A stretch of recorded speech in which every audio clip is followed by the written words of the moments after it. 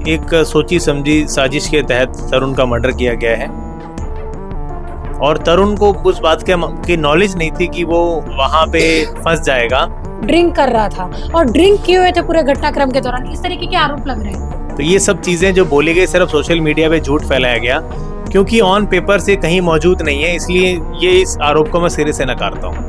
आने का वीडियो है, जाने का वीडियो है, तो क्या धमकी देने का वीडियो मौजूद नहीं होना चाहिए था? 4-5 लोग लाए जिन्होंने अपने फेस कवर कर रखे थे, किसी ने हेलमेट पहना हुआ था, किसी ने मास्क पहना हुआ था। वो लोग ताला तोड़ के घर में घुसे हैं, बड़े बड़े बैग लेके सामान निकल के। लेटेस्ट में जो मकान बिकाऊ के पोस्टर लगे, इस बारे में क्या कहना है? पुलिस इनको फ्री हैंड दे रखा है कि जाओ अपनी अपनी बातें रखो, जो झूठ सच बोलना है वो बोलो, उसके बाद हम लोग आराम से आपको सरेंडर कराएंगे। नमस्कार, मैं पूनम और आप देख रहे हैं झलको दिल्ली। इस समय मेरी मौजूदगी जो है तरुण हत्याकांड के जो वकील हैं, बता दें पूरे मामले को देख रहे हैं, उन्हीं के साथ है और बता दें जुड़कर जानेंगे कि पूरे मामले को किस तरीके से देखते हैं। मेरा नाम एडवोकेट सुमित चौहान है, मैं तरुण का फैमिली का लॉयर हूँ।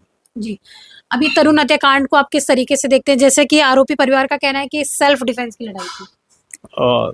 ये बिल्कुल ही बकवास बोली जाने वाली चीज है। सेल्फ डिफेंस जब होता है जब सामने वाला बंदा आपके ऊपर कोई अटैक कर रहा हो, तो सेल्फ डिफेंस जो बोलना वो इस पूरे घटनाक्रम में कहीं भी फिट नहीं बैठता है। ये एक सोची समझी साजिश के तहत तरुण का मर्डर किया गया है, क्योंकि ये जो लड़ाई है 10:30 बजे शुरू हुई थी और जो तरुण का मर्डर किया गया है वो 11 से 11:15 बजे के बीच में किया गया है।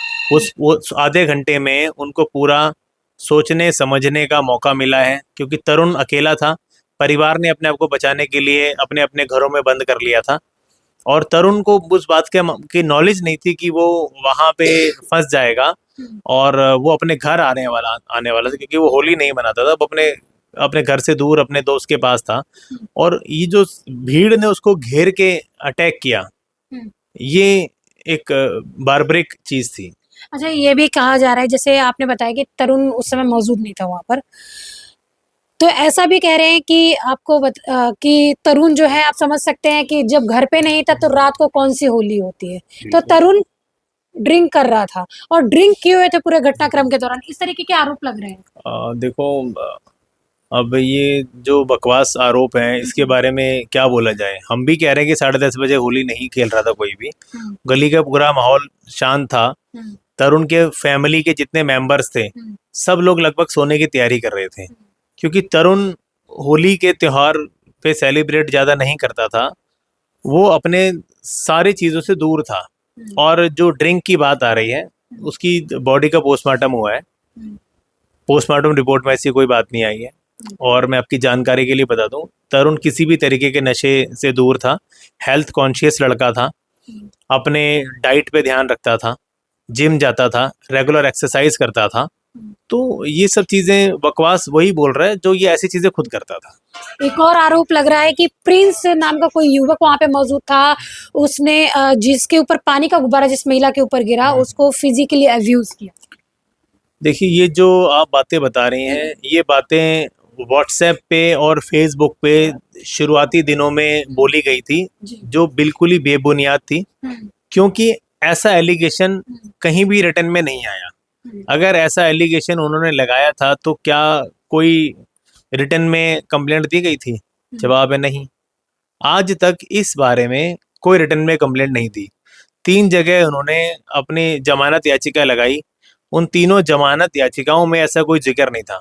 तो ये सब चीज़ें जो बोली गई सिर्फ सोशल मीडिया पे झूठ फैलाया गया, क्योंकि ऑन पेपर से कहीं मौजूद नहीं है, इसलिए ये इस आरोप को मैं सिरे से नकारता हूँ। साथ ही ये भी कहा जा रहा है कि जिस तरीके की 13 तारीख की आरोपी परिवार की कुछ महिलाएं यहाँ पर आती हैं और उनका ये कहना है कि तरुण की फैमिली जिस तरीके के गंभीर आरोप लगा रही है कि मारने की धमकी दी गई है, तो उनका कहना है कि आने का वीडियो है, जाने का वीडियो है, तो क्या धमकी देने का वीडियो मौजूद नहीं होना चाहिए था उनके पास? हाँ, मैं बताता हूँ। ये जो शुरुआत हुई थी इस घटनाक्रम की, ये शुरुआत हुई थी 9 अप्रैल को। 9 अप्रैल को एक बाबू खान नाम का शख्स है, जिसका 90% खानदान इस घटना में शामिल है। उसके घर के लगभग सारे मेल मेंबर्स तिहाड़ जेल में बंद हैं तरुण मर्डर केस में। उसके घर की महिलाएं इस पूरी इंसिडेंट में, जो 13 तारीख को इंसिडेंट था, शामिल थी। बाबू खान के इंस्टिगेट करने के बाद ये सारा घटनाक्रम हुआ है। 9 तारीख को बाबू खान अपने घर आया है, साथ में 4-5 लोग लाए जिन्होंने अपने फेस कवर कर रखे थे। किसी ने हेलमेट पहना हुआ था, किसी ने मास्क पहना हुआ था। वो लोग ताला तोड़ के घर में घुसे हैं, बड़े बड़े बैग लेके सामान निकल के वो चुपचाप चले गए, क्योंकि उसका घर है। किसी पड़ोसी ने ऐतराज नहीं किया, ना करने का कोई मतलब बनता था। 13 तारीख को ये महिलाएं सोची समझी साजिश के तहत उस गली में एंट्री करती हैं। लगभग 5:30 बजे का टाइम था। बाबू खान के घर की जो महिलाएं हैं वो ना तो बुर्का पहनती हैं और ना ही अपना फेस कवर करती हैं। नॉर्मली वो सूट सलवार पहनती हैं, लेकिन उस दिन वो लोग बुर्का पहन के आई और अपना फेस कवर करके आई। उनका टारगेट था इनको आके धमकी देना। वो घर के अंदर आई। घर के अंदर आने के बाद इमीडिएटली वो बालकनियों पे अपनी आ गई। छोटी छोटी बालकनी है, 2-2 महिलाएं 4 बालकनी में जाके खड़ी हो गई। लगभग 8 महिलाएं उस बालकनी में आ गई और ऊपर से चिल्ला चिल्ला के धमकियां देने लगी। जिस टाइम ये धमकियां दी गई हैं, तरुण की मदर, क्योंकि उस घर में काफ़ी फैमिली रहती है, तरुण की मदर बिल्कुल पास में खड़ी थी। तो ये सारी चीज़ें, जो जाति सूचक शब्द बोले गए, उनके बच्चे को दूसरे बेटे को मारने वाली बातें बोली गई, धमकी देने वाली बातें बोली गई, तो इनके पास मोबाइल नहीं था जो रिकॉर्ड कर पाए। और वो लोग क्योंकि तैयारी से आए थे, इसलिए उन्होंने अपनी उतनी ही चीज़ें रिकॉर्ड की हैं कि जितनी वो अपने आप को बेकसूर साबित कर सकें। उनके पास आने की और जाने की, और वहाँ खड़े होके जब वो उन्होंने बोला, उस टाइम उन्होंने अपने फ़ोन को यूज़ नहीं किया। धमकी देने के बाद जब इस परिवार की महिलाओं ने इस बात का विरोध किया, क्योंकि अपने बच्चे के बारे में तो कोई नहीं सुन सकता, खास तौर पे जब इतना ब्रूटल मर्डर हुआ और उसके दूसरे बच्चे के बारे में आप ऐसा बोलोगे, तो एक स्वाभाविक सा एक ह्यूमन का वो है कि उन्होंने उसे रिटेलिएशन के लिए कुछ बोला होगा। वो चीज़ उन्होंने रिकॉर्ड कर ली। तो क्योंकि ये सोची समझी साजिश थी, वो लोग पूरा प्रिपेयर होके आए थे। ये लोग तो अपने घर पे आराम से वैसे ही दुखी हैं, अभी तक उनके बच्चे को जो मारने वाले लोग पकड़े नहीं गए। जिस तरीके से आप कानून के ज्ञाता हैं, और तो जब इस तरीके के मर्डर केस होते हैं और सेम गली में लोग रह रहे हैं, तो क्या आपको नहीं लगता कि थोड़ी सी एक दायरा बनाना चाहिए कि आरोपी परिवार इतनी दूरी पर रहे? क्या होना चाहिए इस तरीके की चीजें? देखो, हम तो पहले दिन से कह रहे हैं कि शुरू में प्रशासन ने बहुत अच्छा कदम उठाया था, इन लोगों को दूर कर दिया था, इनको बता दिया था कि ये ना हो। तो क्योंकि अब इनके घर के तमाम लोग जेल में हैं, तो उनको छुड़ाने के लिए और इस परिवार के ऊपर झूठे एलिगेशंस लगाने के लिए ये लोग वहाँ आए हैं। सोची समझी साजिश के तहत आए हैं, जिसका साजिशकर्ता बाबू खान है और इनको ज्ञान देने वाले और काफ़ी लोग हैं जो इनके पीछे साजिश में शामिल हैं। अगर जांच एजेंसी प्रॉपर तरीके से इनकी इन्वेस्टिगेशन करे, इनके मोबाइल की जांच करे, तो सब कुछ सामने आ जाएगा। अभी लेटेस्ट में जो मकान बिकाऊ के पोस्टर लगे, इस बारे में क्या कहना है? और हाँ, देखिए, क्योंकि अब जो परिवार पहले ही एक सदमे से जूझ रहा हो, उसको उनके सामने ही उनके दूसरे बेटे के मर्डर की धमकी देना, दूसरी चीज़ फिर दोबारा वही शब्दों का इस्तेमाल करना जिसकी वजह से झगड़ा हुआ था, और पुलिस ने कोई एक्शन नहीं लिया। वो महिलाओं को डिटेन किया लेकिन रात में छोड़ दिया। इससे ये परिवार घबरा गया। दूसरी चीज़, जो लोग अभी तक अरेस्ट नहीं हुए हैं, वो लोग अपने एडवोकेट के ऑफिस में जाके मीडिया को बाइट देते हैं। आप भी उनका इंटरव्यू लेके आई हैं, तो आपको लगता है कि एक हत्या के आरोपी की जगह एक एडवोकेट के ऑफिस में भाषण देने की होती है या जेल में होती है? तो उन लोगों को पुलिस ने फ्री हैंड दे रखा है। हमारा ये आरोप है पुलिस पे, पुलिस ने उनको फ्री हैंड दे रखा है कि जाओ अपनी अपनी बातें रखो, जो झूठ सच बोलना है वो बोलो, उसके बाद हम लोग आराम से आपको सरेंडर कराएंगे। तो ये सब चीज़ें देखते हुए परिवार बहुत डरा हुआ है। इसकी वजह से उन्होंने ये पोस्टर्स लगाए हैं।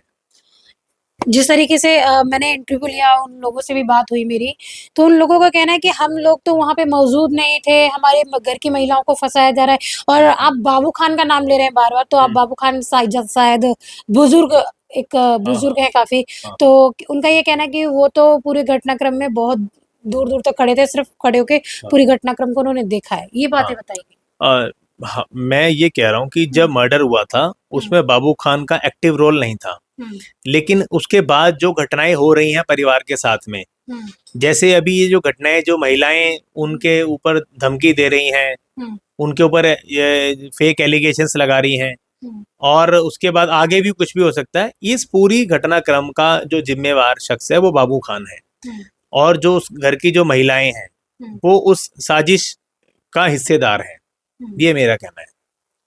और बाबू खान वो शख्स है जो कोर्ट के पास गया था अपने लिए एंटीसिपेटरी बेल मांगने, उसकी बेल कोर्ट ने खारिज कर दी।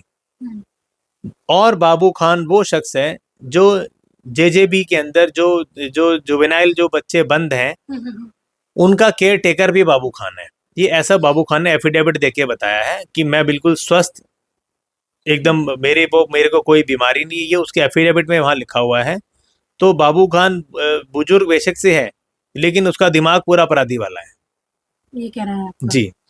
अभी जिस तरीके से मकान बिकाऊ का पोस्टर लगा, क्या आप कहना चाहेंगे कि क्या लगता है कि इस तरीके से पलायन करने का सॉल्यूशन है? ये तो प्रशासन को और पुलिस को, सरकार को देखना चाहिए। अगर कोई आपका कोई जनता ऐसे परेशान है तो आगे उनको दिलासा दिलाए कि नहीं, हम आपके साथ हैं। ये तो गवर्नमेंट को आगे आना चाहिए, पुलिस के बड़े अधिकारियों का आगे आना चाहिए, उनको सुरक्षा का भरोसा दिलाएं। जो यहाँ की सांसद हैं, यहाँ के विधायक हैं, सीएम है, सबने बुलाया था ना पहले, तो अब वो कहाँ हैं? अब आके परिवार को सुरक्षा का भरोसा दिलाएं, हटा देंगे पोस्टर। अभी कितने लोग जो है आरोपी परिवार के गिरफ्तार हैं, और कितने ऐसे उसमें नाबालिग बच्चे हैं, कितने भी जैसे सरेंडर दोनों अभी लेटेस्ट में किया? 2 अभी नाबालिग हैं जो एप्रीहेंटेड हैं, और बाकी जो 16 लोग हैं वो मेजर हैं, वो गिरफ्तार हैं, जिनमें से 2 ने कोर्ट में सरेंडर किया था।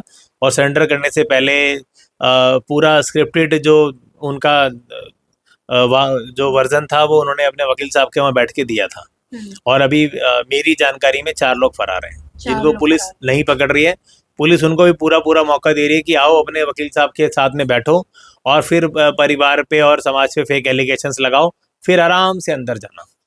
उनका ये कहना है कि सिर्फ एफआईआर में 3 से 4 लोगों के ही नाम है, और बाकी तो ऐसे ही पुलिस उठा रही है बाकी लोग। हाँ, तो पुलिस मतलब ऐसे ही उठा रही है। पुलिस बेवकूफ़ है कि वो ऐसे ही उठा रही है।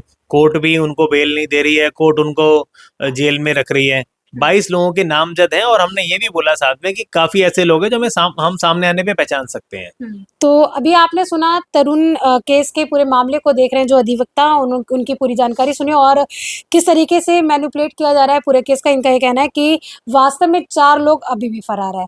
आपको क्या लगता है इस वीडियो के बारे में, जो हमने दोनों पक्षों की बातें आप तक पहुंचाई, और इस वीडियो के बारे में आपकी क्या राय है, मैं कमेंट में जरूर बताएं। इसके साथ ही देखते रहे जलको दिल्ली में, कैमरामैन नरेश के साथ पूनम। झलको